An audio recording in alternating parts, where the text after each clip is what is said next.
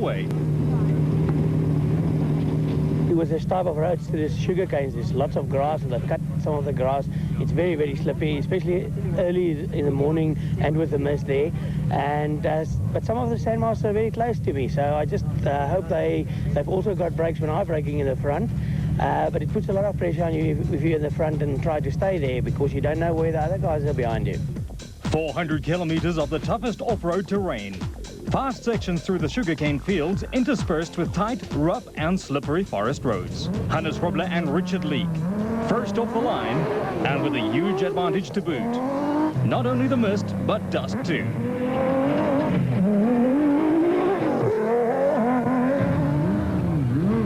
Next up, the Chepek father and son combo. Unbeatable so far this season in the special vehicle category in the V Motors Chenoweth. The Duplessis brothers, not to be underestimated by any means whatsoever, but behind them a gaggle of bakkies and special vehicles. A case of the charge of the Light Brigade. Seventh off the line, Cyril van der Merwe, Scott Abraham and the Jeep. A formidable combination. Could this be their event?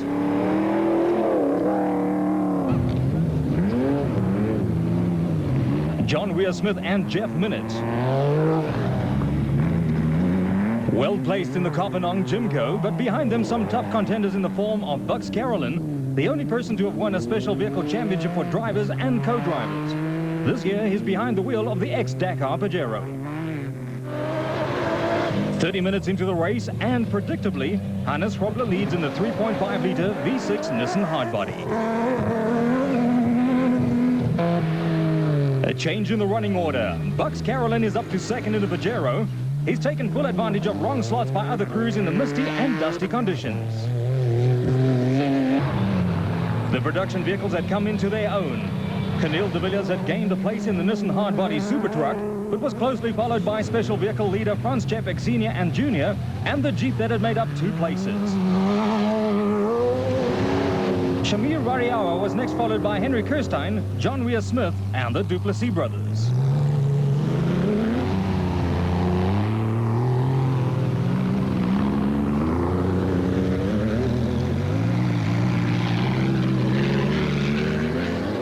On board with Neil Woolridge and Kenny Skolthammer in the Ford Ranger as they approached the water splash.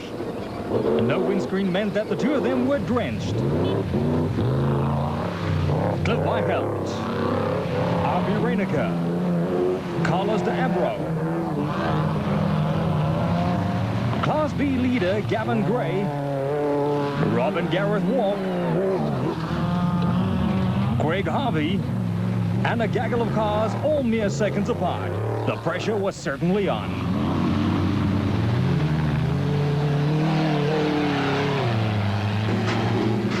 On board with Cyril van der Merwe and Scott Abraham in the Jeep.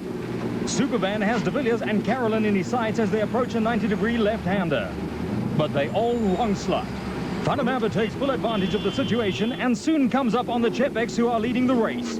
They too had wrong slotted, and the wily old fox took full advantage of their mistake to blast into the lead.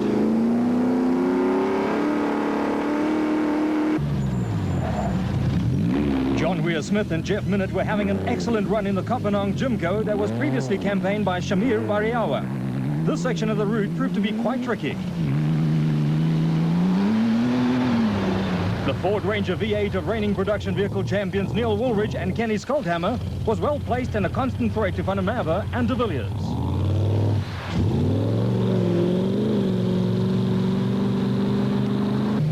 R.P. Reinecker and Robin Houghton had carved their way through the field after starting 17th. The Toyota pair have won 5 production vehicle championships for Toyota. Having a phenomenal run in the JRE and leading Class B were Gavin Gray and Graham Cunningham, but they had Carlos de Abro and wheel journalist Al Satiat breathing down their necks. The immaculately turned out Toyota would eventually lose front and rear wheel drive and retire from the race.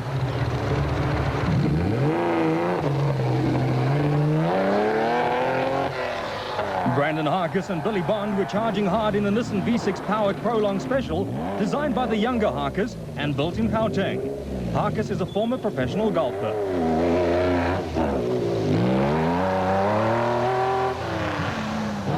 Harrod and Lawrence Duplessis in the Chenoweth were 10th overall but pulled off.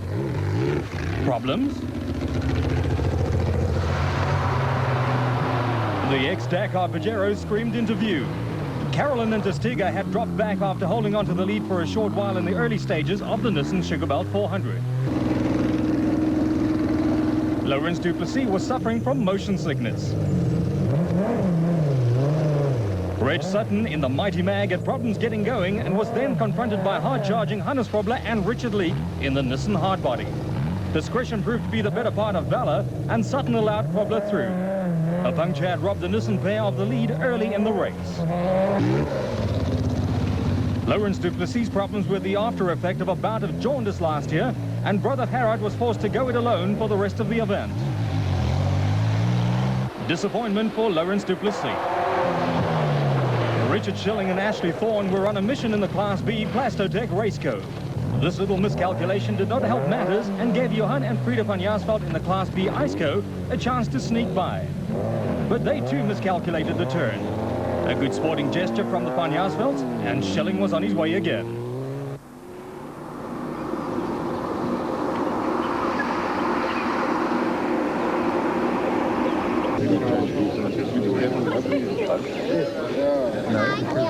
The large crowd at the spectator point erupted as Supervan and Scott Abraham loomed into view, but many questioned whether the Jeep would maintain the pace throughout the event. A fumbling marshal and the subsequent delay did not please Van der Merwe, and he showed his displeasure in no uncertain terms.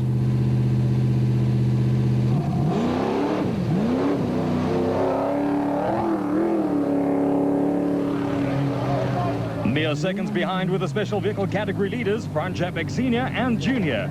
No delay for them as they set off in pursuit of the Jeep.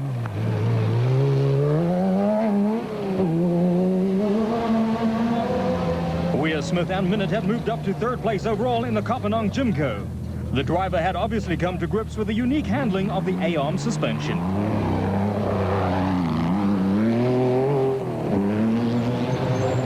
Off-road racing rookie Geniel de Villiers had acquitted himself well so far and was running ahead of teammate Hannes Grobler.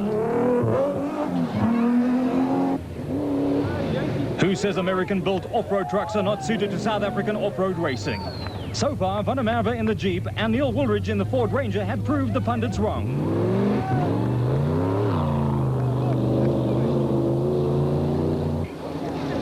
So too had Brandon Harkes in the Nissan-powered special vehicle of his own design. Frantic hand gestures indicated that he was without brakes on the Prolong Special.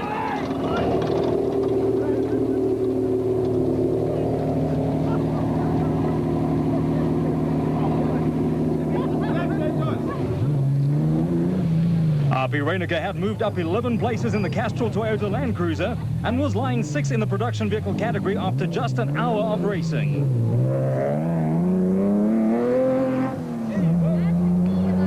Change your wheel, Brandon. A hive of activity around the Prolong Special. Brandon Harkes and Billy Bond jump out to inspect the vehicle as Class B leader Gavin Gray exits the Marshall checkpoint. What's broken there? Now I got stuck in this grass for about 5 minutes. Multi-talented Bucks Carolyn and Henny Testiga charged into the Marshall point in the ex-Dakar Mitsubishi Pajero. Over 3 minutes and 39 seconds behind race leader Sarel van der Merwe. What's the problem? So it looks like the rear hub's sheared off there. The car's going nice the other way. Former saloon car driver John Rowe had moved up to second in Class B in the JRE, a car of his own design, but Rowe had former champions Richard Schilling and Ashley Thorne in the Class B Plastotech Raceco closing in on him. Andrew and Chris Birkin were comfortable leaders in Class E for 4-cylinder buckies. The Castrol Toyota Hilux is powered by a 2.7-litre engine. Production vehicle championship leaders Shumi van Vieren had problems keeping the Class D Castrol Toyota Land Cruiser on the road, while rival Nas LaRue's Egypt Mitsubishi Colt was plagued with shock absorber and spring problems, which would later force him to retire. Class E contenders Manfred Schroeder and Jack Peckham were running second in Class E in the diesel-powered Ford Ranger, which made its debut in last year's Roof of Africa. Third in Class D and the first of the Nissan entries, Mike Griffiths and Mel Massey.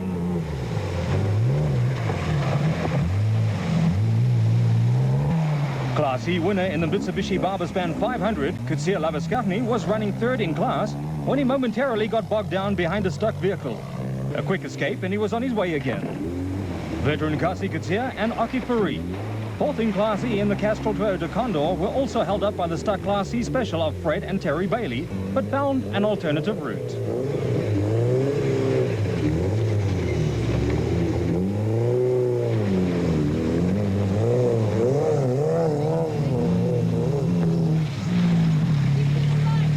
KwaZulu-Natal off-road event organizers Vince and Louise Trethewey approached the obstacle with some measure of caution, but seemed headed for trouble as the Baileys tried to extricate their vehicle from the mud.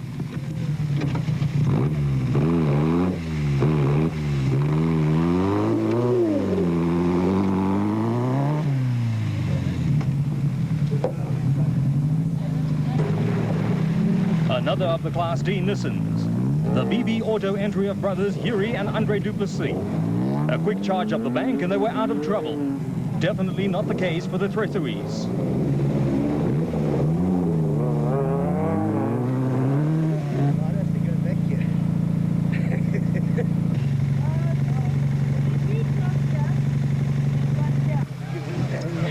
Louise Trethewey was tasked with having to dig the Green Mamba out of the mud.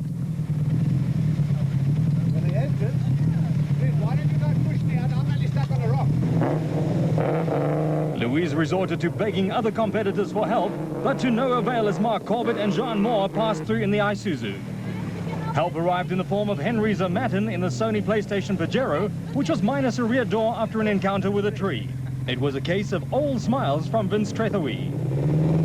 Zermatten is one of the good Samaritans in off-road racing and can always be relied upon to lend a hand. Louise Trethewey was certainly relieved. Still having to complete the loop, there were problems for Class D contenders Piet Haasbroek and Christo Bosch.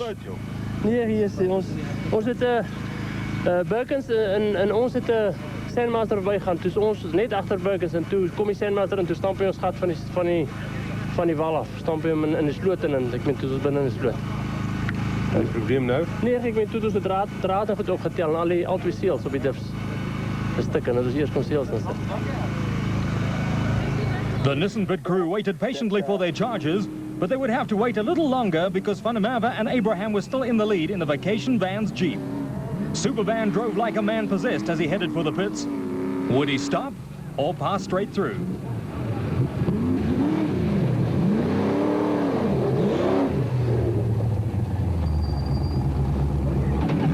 Leading the special vehicle category and second overall were the Chepex in the V-Motors Chenoweth, who had the Jeep in their sights.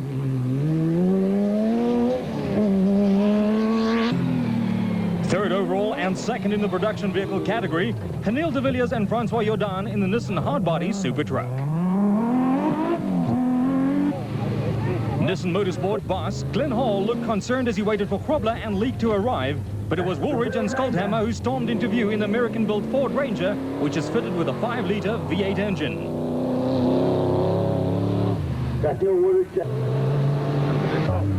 Next up were Bucks Carolyn and Henny Terstiga in the ex-Dakar Mitsubishi Pajero. They were running a strong fifth overall and a constant threat to the leaders. Carolyn has competed in special vehicles in the past and has adapted well to the four-wheel drive Pajero. The Castrol Toyota Land Cruiser of multiple production vehicle champions Api Reinicke and Robin Houghton was also running strong and well placed to challenge for the lead. That's Api Reinicke and the second placed special vehicle, the Kopanong Jimco of John Weir Smith and Jeff Minich.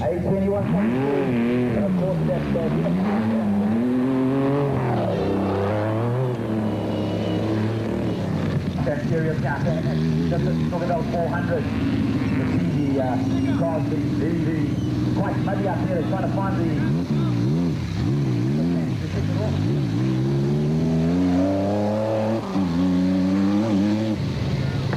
of it. Right, another one coming through, and this is the Nissan.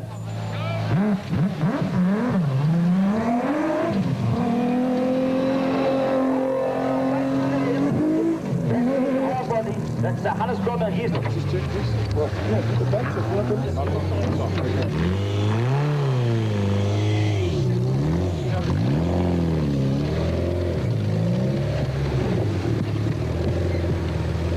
very noisy exhaust coming off, but we'll be okay.